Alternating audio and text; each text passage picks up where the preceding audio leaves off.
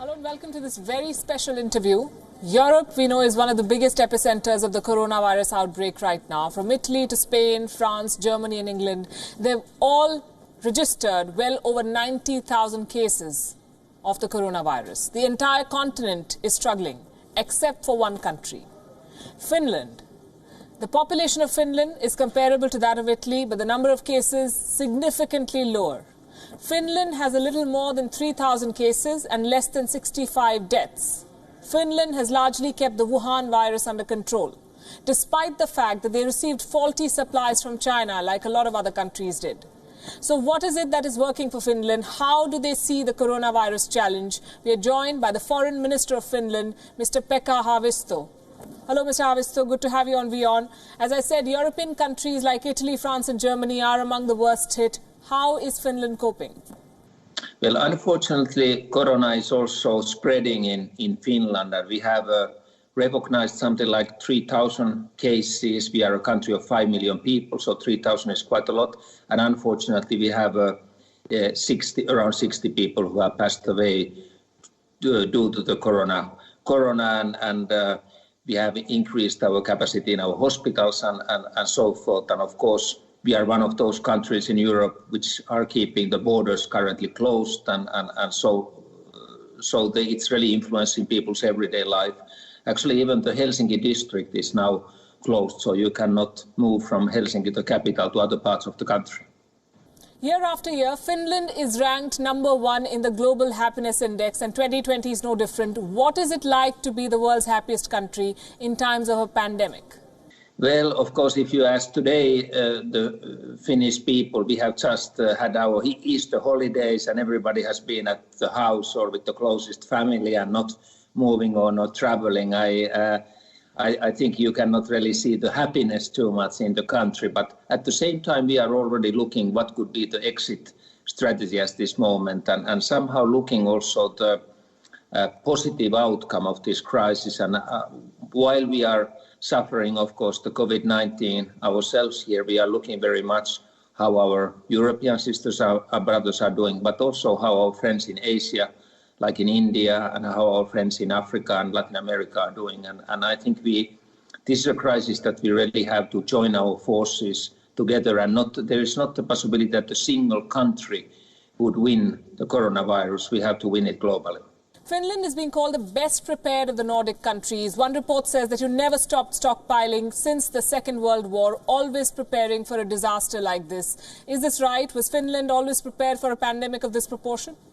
Well, to a certain extent, yes. We have this kind of legislation for this type of situations, and this legislation was passed very rapidly in the parliament, and parliament was very united, so no political troubles on responding to corona situation. And the second issue is also that, yes, we have a big piles of all kinds of material, mainly for the war situations and defense situations. But of course, it includes a lot of medical materials as well, which can be used in this kind of crisis. But I think one issue that we have not been so prepared is that when you want to have this cover on your mouth, and only a couple of countries are really producing these, countries like China, and we are in the same queue with many other countries to buy these products from China. Medical supplies remain a huge challenge for most countries. Finland currently needs about 500,000 surgical masks per day, and the ones you bought from China were not hospital safe, according to reports. Did your government take it up with Beijing? Well, actually, it's an issue that is currently under investigation, that what has exactly happened and so forth. It's also a little bit unclear if probably all the documents were correct and these were not meant originally for medical purposes. But this is something that we are currently investigating, and already the next planes from China have arrived, and we hope that material is good quality, and that is our estimation. And this has been, we can see that this has been a wider phenomenon during the corona crisis, that some medicines and some materials produced for this moment are not filling all the criteria. China has said that countries should double-check the products that they buy and read instructions carefully. Is this a fair response at a time when governments across the world are struggling with supplies?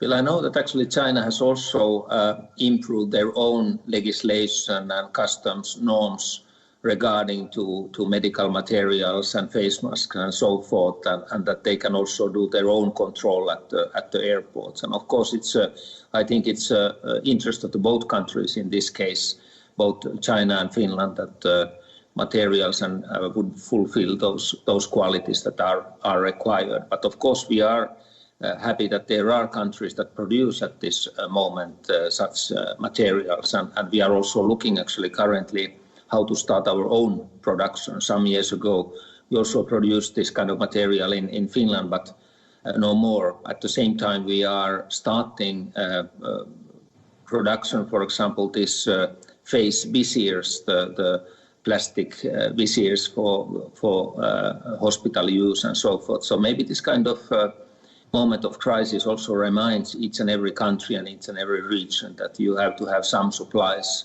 for yourself, and you can maybe also need to produce these materials yourself. Are we now witnessing the downside of globalization, of depending on one country for supplies? Will the world, post this pandemic, then look for alternatives to China?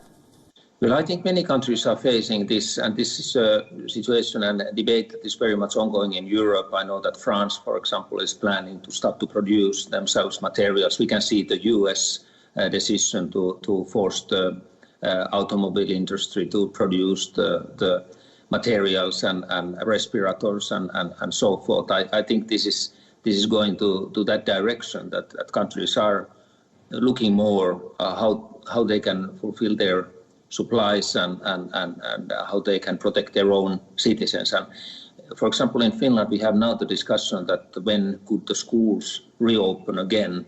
And of course, there again comes the question that you need to have probably enough protective material and face masks and so forth if you want to open the schools. Do you think leaders across the globe should demand accountability from China? Well, I have been thinking myself that if, let's say, it's not of course scientifically proven, but if, let's say, the source of coronavirus, COVID-19, is the wet markets and selling animals alive and even wild animals and these marketplaces, this is an enormous cost for such a trade. And why shouldn't we and wouldn't we globally develop something, an alternative to this? If it's a question of people's livelihoods, if it's a question of the food chain, I think it would be more profitable to have the good cold chains and fridges and electricity for those villages that are still pending on the wet markets and animal markets and so forth. And I think it's a global challenge. We should face it globally, but we should already think those steps that can be done globally. And I'm very much looking towards the UN and towards the WHO, World Health Organization, that they could make initiatives. What should and could be the steps to avoid the next pandemic? And also, I think the lesson learned from this is that we have, of course, seen SARS and we have seen Ebola and other diseases which are even more deadly diseases. And maybe the situation was so that this was not deadly enough, so to say, that this was spreading more easily and we didn't notice it.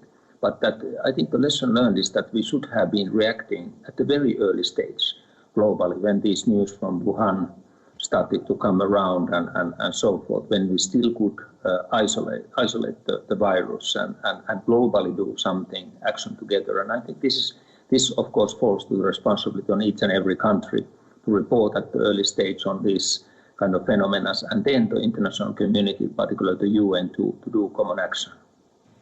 And when we talk about timely response and timely alerts, we must perhaps begin with the country of origin.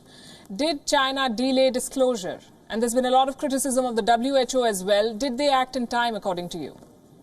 Well, of course, I have been following very closely WHO recommendation, and I understand that these are very valid recommendations, how they have been advising countries how to act and how to react to the situation. And I know the head of the WHO, Mr. Tedros, as a very competent former Ethiopian foreign minister, and I think he has been leading the organization in a competent way at this moment. But of course, as you said, it's also a question of the member states at what time they are reporting to the WHO, and also how they would like the UN and WHO to act at this moment. And I think we should give all full support now to WHO at this moment, because we haven't seen the peak of this phenomena yet. And when I'm looking at the news from not only from Asia, but particularly at the moment from Africa and Latin America, I'm afraid that this can be a really, really disastrous disease in those areas where people have not been prepared themselves at all.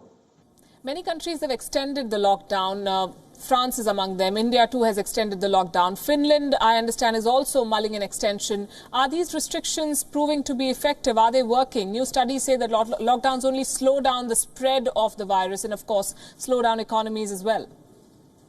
This is a philosophical debate we, of course, have every day also in the government, that what are the right steps to take and right things and decisions to implement. Therefore, that we have to have a balance between keeping the economy and keeping people alive through the economy, and at the same time trying to get down the very dangerous virus. And I think this kind of lockdown situation you can tolerate for some time, some weeks, but then life has to return more to the normal path. But of course, people have to maintain their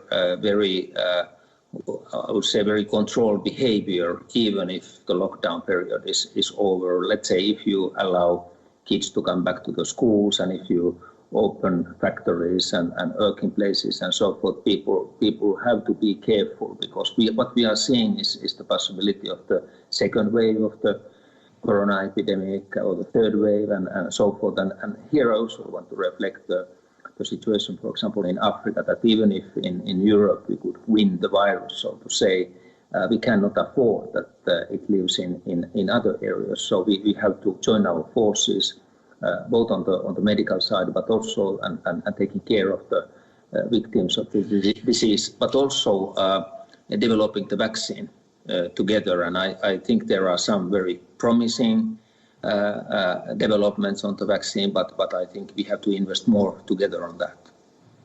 The Bank of Finland has said that the country will slide into a recession due to this pandemic. Economies across the world, in fact, face similar challenges. Can there be a joint response to tackle this slide? Because you've been talking about a joint response to the problem.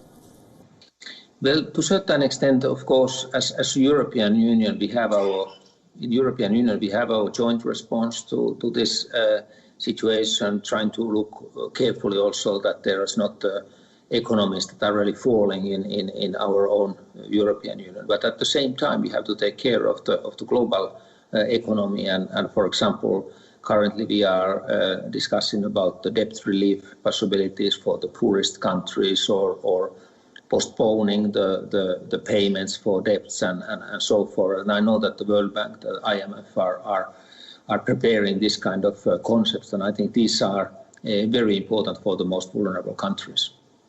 A Forbes report has a very interesting observation. What do countries with the best coronavirus responses have in common, it asks. The answer is women leaders. Iceland, Taiwan, Germany, New Zealand, Finland. This pandemic is revealing that women have what it takes to deal with tough situations. Your thoughts?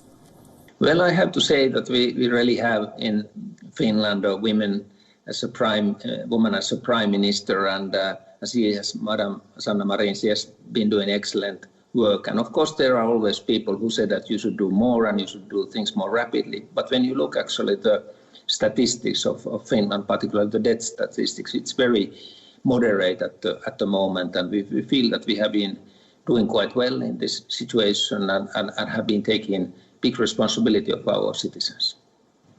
And I want to end with a question that I've asked a lot of thought leaders and world leaders I've spoken to post this outbreak. There's talk about how this is going to change the world. How do you think this lockdown and this pandemic will change the world?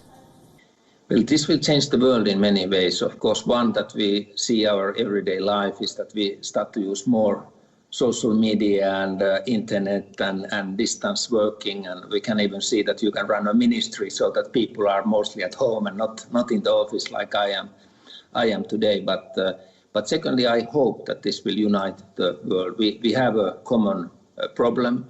We recognize that we should have reacted more earlier and more effective together and so forth. And I hope that next time we will be better prepared for this. Pekka, Haavisto, stay safe. Thank you very much for speaking with us. Good to have you on Beyond. Thanks. Thank you.